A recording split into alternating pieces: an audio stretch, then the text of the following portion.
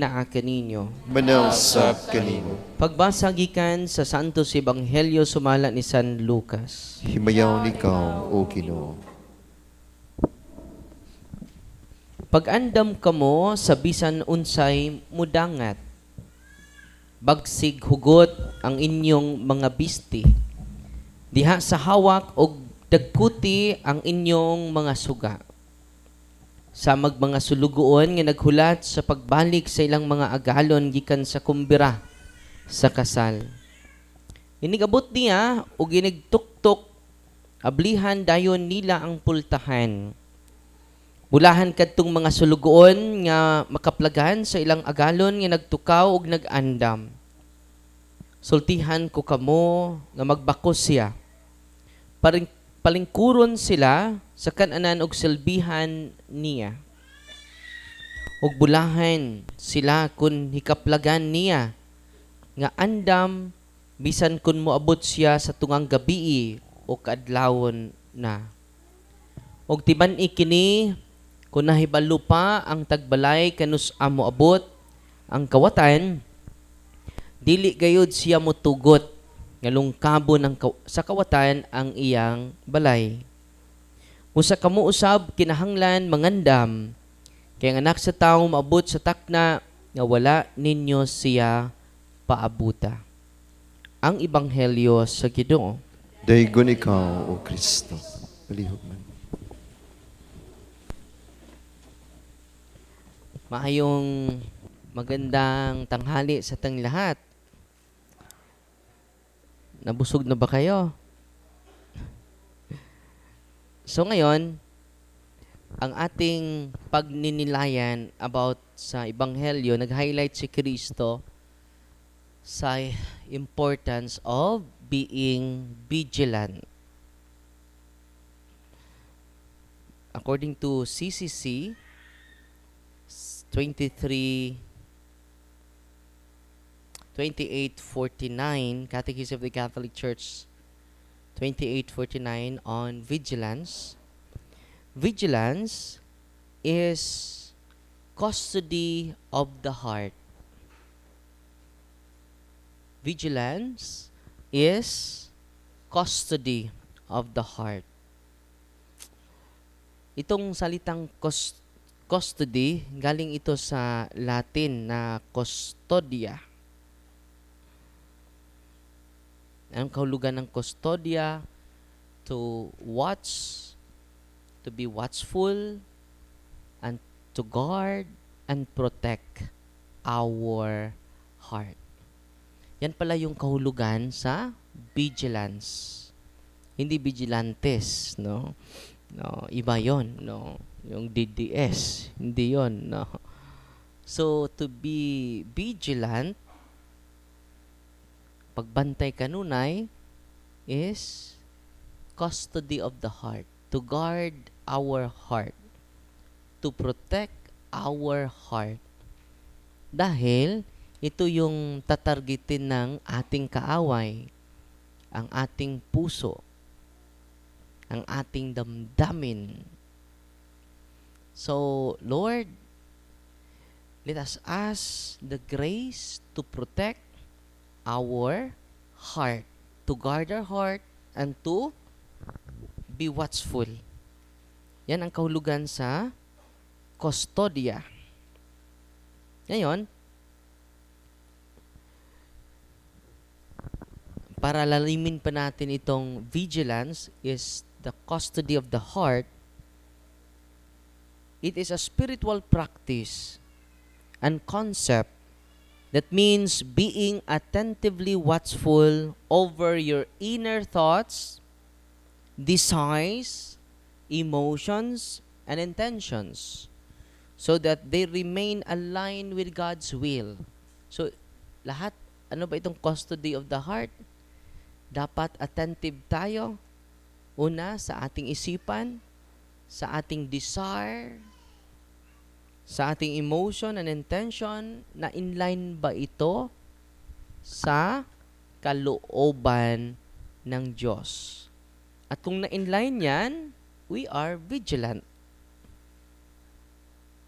Ngayon, may temptation tayo, no? Kung hindi tayo vigilant, ma-tempt tayo sa tinatawag na asideia. Nandito ito sa CCC 2733. Asideia. Alam nyo ba yung term na yan? No. Yan ang turo ng simbahan. Ano? Asideia. A-C-E-D-I-A. Asideia. Ano ba itong asideia? Sabi sa CCC 2733, we have another temptation to which presumption to open the gate. Ito pala yung asideia. Presumption to open the gate. Ano ba itong context na ito? Di ba may mga dalaga, may 10 dalaga na wise, meron ding 10 ba yun? 5? 10 na dalaga na wise, 10 dalaga danghag, na foolish virgins, no? At ano nangyari papunta sa salubong nila sa bridegroom, sa bride, no? Naubusan sila ng langis. Humingi sila ng langis sa kanilang kasamahan, yung mga wise virgins, no? Pero sabi nila, hindi na ito sapat para sa inyo, no? Bili na lang kayo ng langis doon sa tindahan. Bumili sila. Pagrating nila, nasira na yung pintuan. Ito pala yung asideia. Presumption to open the gates. Ano pang other term sa asideia? Spiritual sloth. Spiritual laziness. No? Masabihin ng nanay mo, tatay, mga anak, simba na tayo. Kapoy. Hindi dayon, di ba? Spiritual laziness. Asideia. So, magsamba na tayo. Mamaya na lang hapon. Dahil pagod pa ako. Manyana habit. Naalala nyo ba yung manyana habit? Mamaya na. So, isa yan. Yan pala yung temptation natin na hindi na tayo vigilant. Itong temptation of presumption to open the gates. Asideia.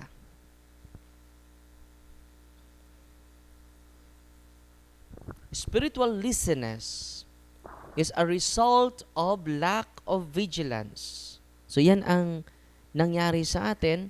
Lack of vigilance na tayo because of the spiritual sloth, spiritual apathy, a kind of sadness, discouragement, or disinterest in spiritual things. It can feel like spiritual boredom, lack of motivation to pray or seek God. Yan po ang tinatawag na asideia. Kung mag-cellphone, very attentive. No.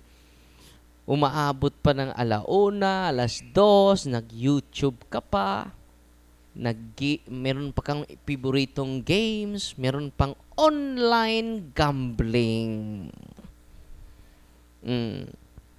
At kung may patay, may hantak. Binuntagay ang hantak. Pero mag-ampo, nangatug. Ngano ka na, ngay negrosaryo na to, manggihuy bantang tanan. In the name of the Father, and of the Son, and of the Holy Spirit, ang amahan, tanaw siya siyang anak, ang anak mo, ang nanay, Pero kung manood tayo ng probinsyano, sus, wa jud manghuyab. Tinoo dili. It is asideia, the spiritual sloth. Kung misa, kanunay tamalate. Kung artista, kung muari si Elias, mag-una. Alas 10 pa mo gawas, tuan na ka. Alauna pa. Kinsa day? Who is the source of your life? Who is the source of your energy? Not the celebrity, but Jesus Christ Himself. Ang ibang sekta, grabe yung kakanta ng Alleluia, Alleluia, Alleluia, Alleluia, Lord. Mga Katoliko, nangaluya, nangaluya, nangaluya, Lord. Totoo, hindi. Asideia. At yan ang rason, bakit hindi tayo maging vigilant. Aktibo tayo sa mga secular na activity, pero sa spiritual activity, busy. Apike. Sister, mag-cluster tayo ngayon. Apike. Sister, meron tayong Novena Masses. Mag-overtime ako mamaya. Focus tayo sa mga worldly things. Marami tayong rason. Anong sabi ano ba yung causes nito? Ang causes nito, lack of self-discipline. Ang causes pala nitong asideia, spiritual dryness, spiritual laziness. Anong Tagalog yung laziness? Pagkatamad natin, self-discipline, lack of self-discipline. Example, yung mga lula natin, ang sarap ng tulog nila. Maaga silang matutulog. Umuwi ko sa lola ko, alas 7 pa. Nag-close na sila. Ang aga ba matutulog ng dalawang ito? So, mataas yung kanilang edad. Tayo, maaga din matulog. Alas 2 ng maaga, alauna ng maaga. So, ang henerasyon ngayon, madali nang mamatay. Yung henerasyon natin mga lola, umaabot. Kahapon, may 93 dito. At hindi natin alam dahil ni gamay na jud atong edad. No? Because of the lack of self-discipline. So, ang vigilance will lead us to increase our self-discipline. Sunod, carelessness of heart. Indifference towards the things of God allows this state to settle in. Carelessness of heart. Indifferent na tayo sa mga religious activity. Hindi na tayo sasali. Nasabihin ng iba, mataba yung kalabaw. Hindi nga nagsimba yung kalabaw, pero mataba pa. Okay lang hindi ako magsamba. Dahil mataba yung kalabaw namin, Father. Hindi kailangan. Okay lang yung kalabaw, wala yung kaluluwa eh. Ikaw may kaluluwa. Kaya nga may kalag-kalag tayo.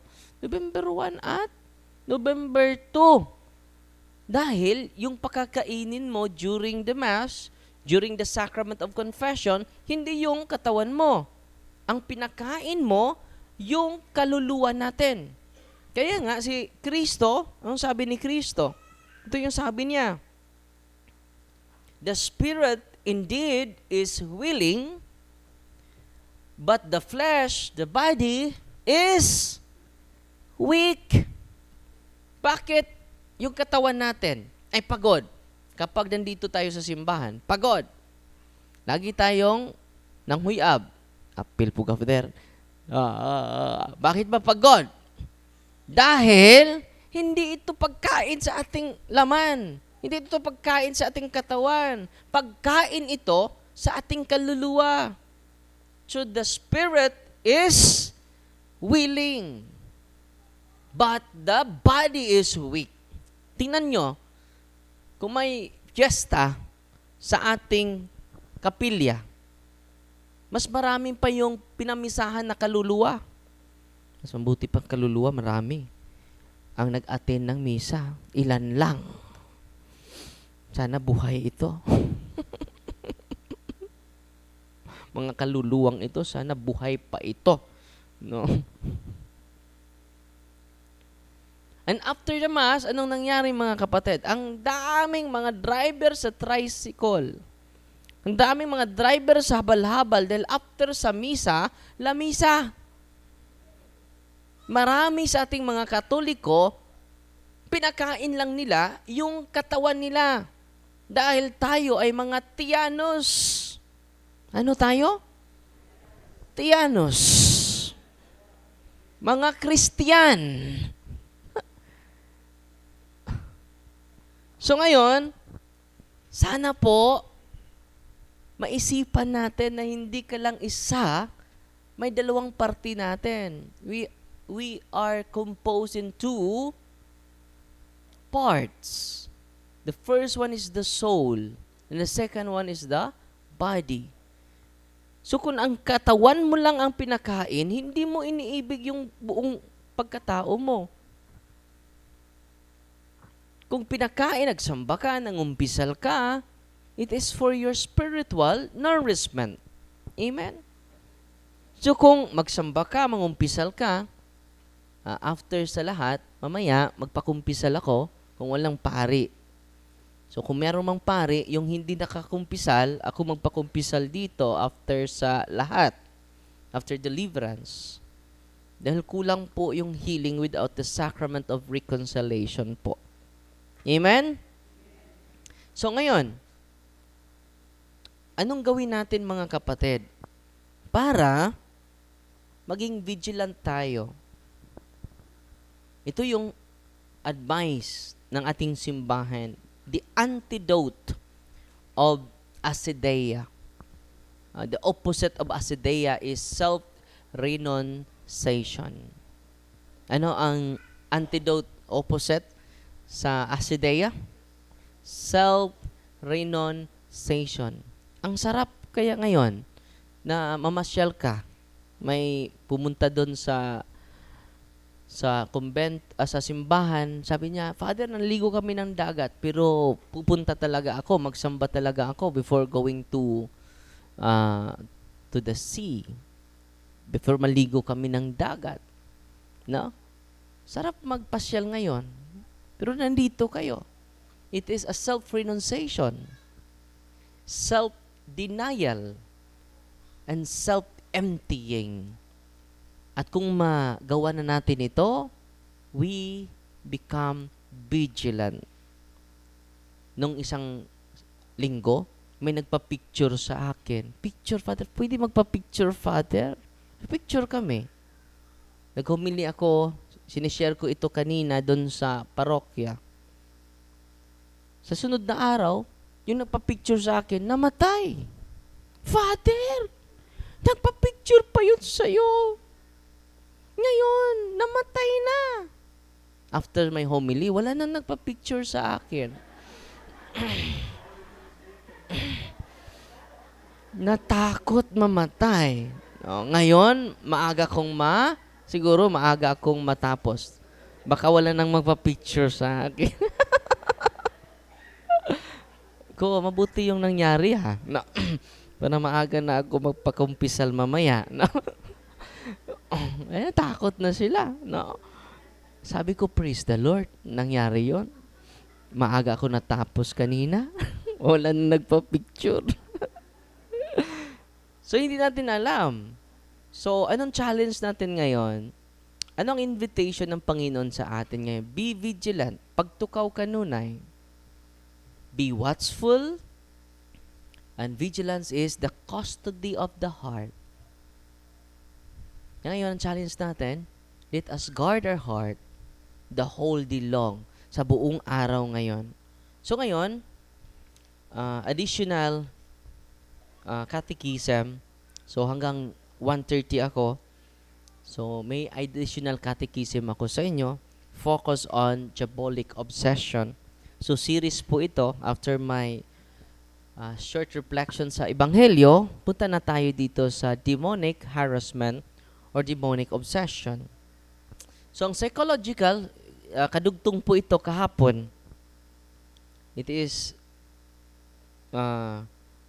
this book is written by Father Chad Rifferger. Meron lang akong 11 minutes. Sabi niya, ang intersection sa psychological obsession and demonic obsession, yung obsession is negative thoughts, negative emotion. One area that becomes somewhat difficult to discern, so mahirap na i-explain or discern, is the chemical side of any possible diabolic obsession. As is commonly known, modern brain studies, ang mga neuroscientists, meron silang studies na ngayon sa utak natin, have shown that patterns of thinking actually alter the brain. So yung patterns of thinking natin, yung pag-iisip natin, may patterns of thinking pala yun. Pwede, merong alteration of the brain. Pwede niya ma-disorder yung the way we think, the operation of the brain. It is possible for the demon to alter the brain as a form of diabolic oppression that will show up on a scan. Pwede makita pala. Possible pala na yung alteration sa brain, sa utak mo, may damage sa utak mo, pwede, ang cause, possible cause, is demonic obsession. Makikita din sa scan. Pero after sacrament of confession, after the sacramentals na nabigay sa kanya, mawala. Katulad ng pumupunta dito, may tumor daw siya sa utak niya. Tumor ha? Nakita talaga. Kailangan ng operasyon. Isa sa mga pasyente natin. After the sacraments, confession, anointing of the sick, mamaya mag-anointing of the sick ako, and then the Eucharist, receiving the Eucharist, and then the deliverance prayer at sacramentals, alam nyo? Nawala! Sabi ng mga doktor, anong ginawa mo? So ito, in relation to this, we experience this phenomenon. May pasyente pumupunta dito, completely healed. Sabi dito, it is possible for a demon to alter the brain. The alteration of the brain, yung pagka-disorder sa operation sa ating isipan, may tatlong, according to neuroscientists, may tatlong dahilan. Una, chemical substance. Pwede masira yung utak mo. Ano yung chemical substance? Drugs. Nahabol na kami, Father. Father, may papatay sa akin. Bigla lang pumasok sa kumbinto. Ano nangyari sa'yo? Father, may papatay sa akin, mga pulis. Nagsuyop dahil sa utot ni Satanas. So, chemical substance can do the alteration of the brain, the operation of the brain. Madamage siya. Okay?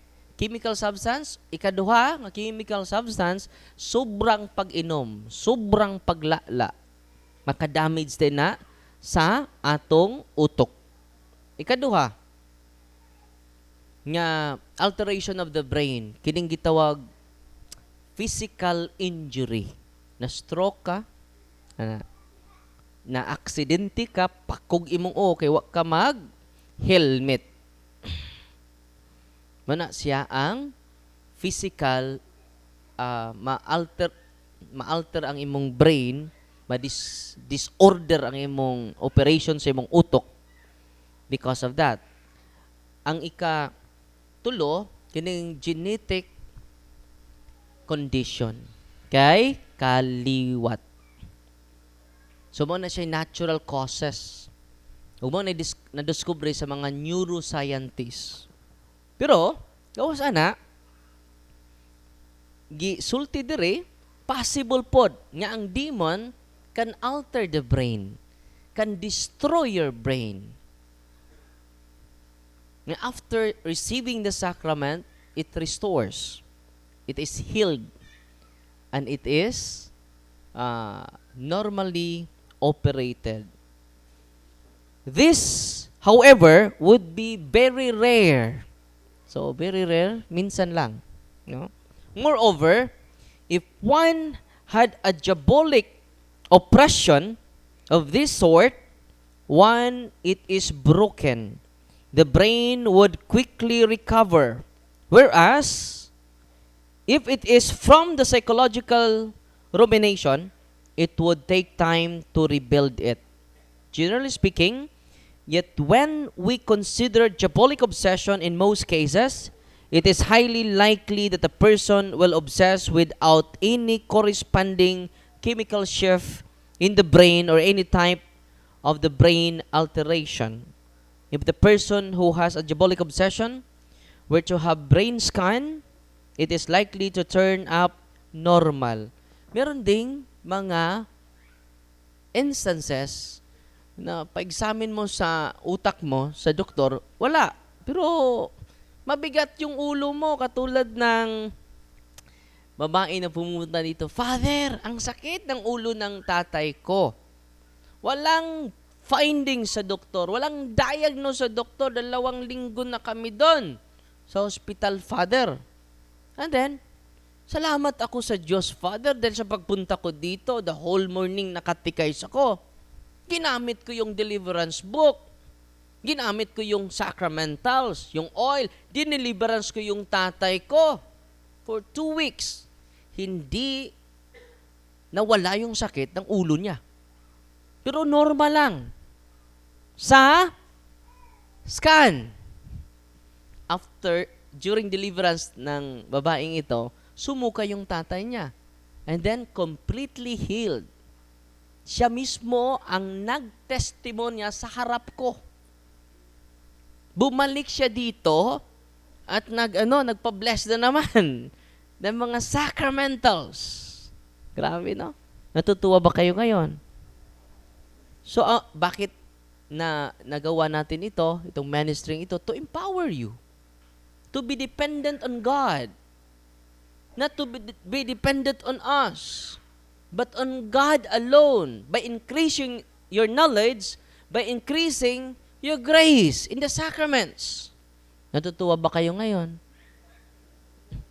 Kung may mga pasyente kayo, tawagin niyo yung pari ninyo kung saan ka na membro ng parokya, tawagin mo yung pare, receive the 3 sacraments. Sa mga pasyente nyo, confession, anointing, and Holy Communion.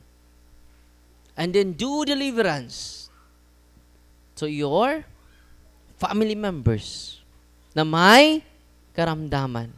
Ma-amaze kayo at makasave pa. At sabi ng babaeng yon, Father, kung inunap ko lang yung deliverance, hindi sana kami aabutan ng 2 linggo. So, makasave kayo. So, before going to doctors, receive the sacrament and practice the prayer of the sacramentals of the church. Amen? Last 3 minutes. No.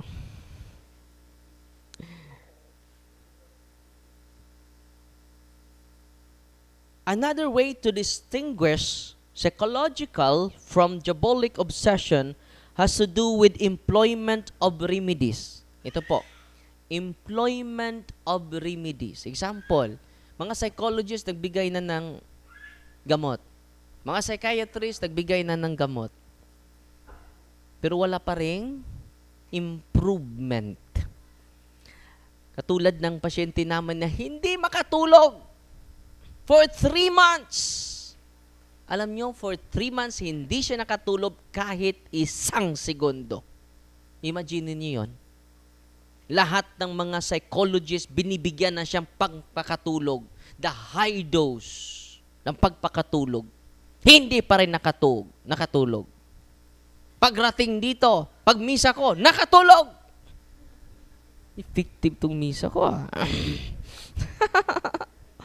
Pag-exercise natin, ang daming demonyo nakapasok sa kanyang katawan. After receiving the catechism, after receiving the sacraments, completely healed po siya. Pero may mga demonyo sa loob ng katawan. Ito po, with employment of remedies, natural remedies, binibigay na pero wala pa rin improvement. Isipin ninyo, kahit isang segundo hindi siya nakatulog. At nagkausap kami, active na active. Di ba? Isang araw hindi ka makatulog. Anong condition mo ngayon? Di ba? Pagod. Ang sarap matulog. Pero siya, hindi niya ma-enjoy. Hindi siya naka-feel na yung pagod. Hindi. Parang nakasuyop sa utot ni Satanas. No? Last 1 minute. So, continue na lang natin ito, ha. So, yan po, itong mga prayer ng simbahan na natutunan ninyo po, i-share nyo po sa iba para marami tayong matutulungan. And then, alam na nila kung sino ang dapat lalapitin ng pari po natin. Because all priests are healers. Amen? All priests are healers. Palihog manindog ta. Ito karong ipadayag ang atong pagtuo